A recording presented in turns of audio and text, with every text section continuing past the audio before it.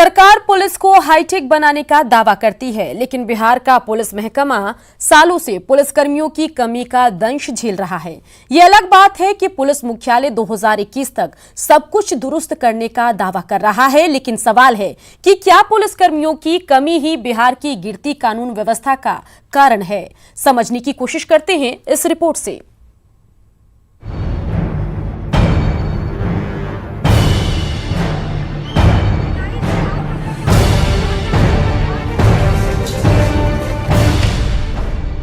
बिहार में बढ़ते अपराध का कारण क्या है? क्या पुलिस बल की कमी बढ़ते अपराध का बड़ा कारण है?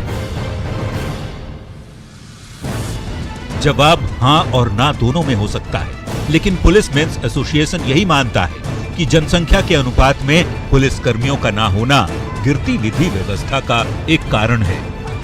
बिहार में राष्ट्रीय मानक और जनसंख्या के हिसाब से पुलिसकर्मियों की संख्याएं कम है। तो मैं कहना चाहूँगा कि जो वर्तमान संख्या बल है जिले में, निश्चित तौर पर अगर संख्याएं कम रहेगी तो उनका अन्यों का कार्यभार दायित्व तो उस जो वर्तमान पुलिसकर्मी पर पड़ता है, इसका प्रभाव निश्चित तौर पर उनके अनुसंधान में, विधि व्यवस्था में पड़ता है।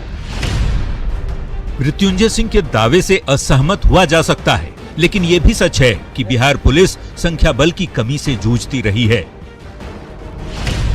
आज की तारीख में सूबे में 1 लाख लोगों पर 118 पुलिसकर्मी तैनात हैं, जो राष्ट्रीय औसत 1 लाख की आबादी पर 137 पुलिसकर्मियों की संख्या से भी कम है। यानी राष्ट्रीय औसत के हिसाब से 50,000 से अधिक पुलिसकर्मियों की बहाली जरूरी है। इसका कारण है कि पिछले कई सालों से डीएसपी को छोड़कर किसी भी पद पर नियमित बहाली नहीं हुई। हालांकि ऐसा भी नहीं है कि बहाली की कोशिशें नहीं हुई। बिहार पुलिस अवर सेवा आयोग ने 3 साल में 1717 पदों पर दारोगा की बहाली पूरी की। उधर केंद्रीय चयन परिषद ने भी 11 सालों में विभिन्न कोटियों में सिपाही पद के लिए तकरीबन 55,000 वैकेंसी निकाली, लेकिन ये बहाली नियमित तरीके से नहीं हुई। 2010, 2011 और 2013 में बहाली प्रक्रिया ठप रही। 2015 और 16 में वैकेंसी आई भी तो वो केवल एसटी की महिला बटालियन और चालक सिपाही पद के लिए ही थी। 2018 में सिपाही के 9900, फायरमैन के 1965 पदों पर बहाली प्रक्रिया शुरू की गई थी, लेकिन मुख्य परीक्षा के पहले ही बहाली परीक्षा रद्द कर दी गई। मतलब बहाली की प्रक्रिया शुरू तो हुई, लेकिन पूरी ना हो सकी। वैसे डीजीपी का कहना है कि इसी कमी को दूर करने के लिए बम्पर बहाली निकाली जा रही है।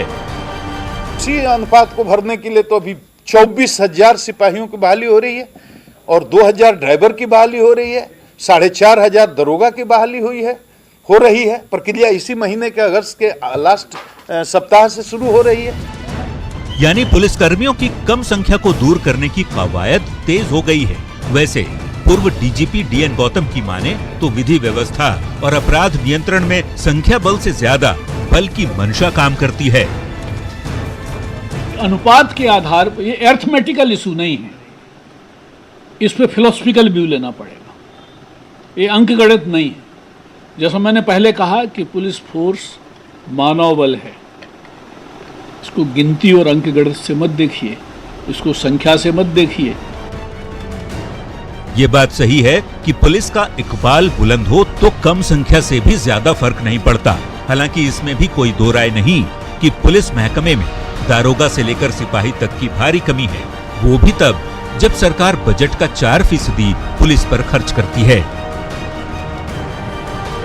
न्यूज़ 18 के लिए पटना से संजय कुमार की रिपोर्ट।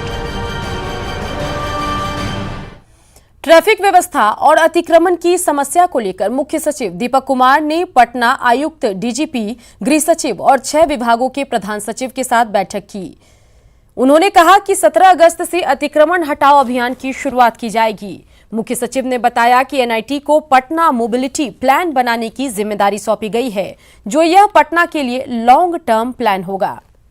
कि पटना की ट्रैफिक व्यवस्था को और इम्प्रूव करना है हम लोगों को, तो बहुत सारे जगहों पर वन वे करना पड़ेगा, पूरे रोड को सिग्नल को बंद करना पड़ेगा, सिग्नल को शिफ्ट करना पड़ेगा और पार्किंग की व्यवस्था करनी होगी और नो पार्किंग जोन क्रिएट करना होगा। तो सारे पर निर्णय आज हो गए हैं। 17 तारीख से हम लोग कुछ इंपॉर्टेंट रोड पर इसको शुरू कर रहे हैं और उसके बाद 15 दिनों में आगे पूरा प्लान है कि पूरे पटना में लागू करेंगे इसको। ये आगामी 17 अगस्त से 31 अगस्त तक शहर में यातायात व्यवस्था को सुदृढ़ करने के दृष्टिकोण से और अतिक्रमण हटाने के दृष्टिकोण से महत्वपूर्ण अभियान चलाए जाने का निर्णय लिया गया है।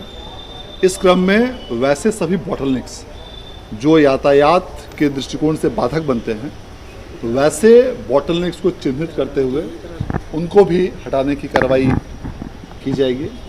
इसके अलावा आज की बैठक में यह भी निर्देश दिया गया है कि कुछ प्रमुख सड़कों को चिन्हित करते हुए उनके यातायात व्यवस्था को सुगम कराया जाए। आप न्यूज़ 18 सिर्फ 10 पैसे में पूरे महीने देख सकते हैं। आज ही अपनी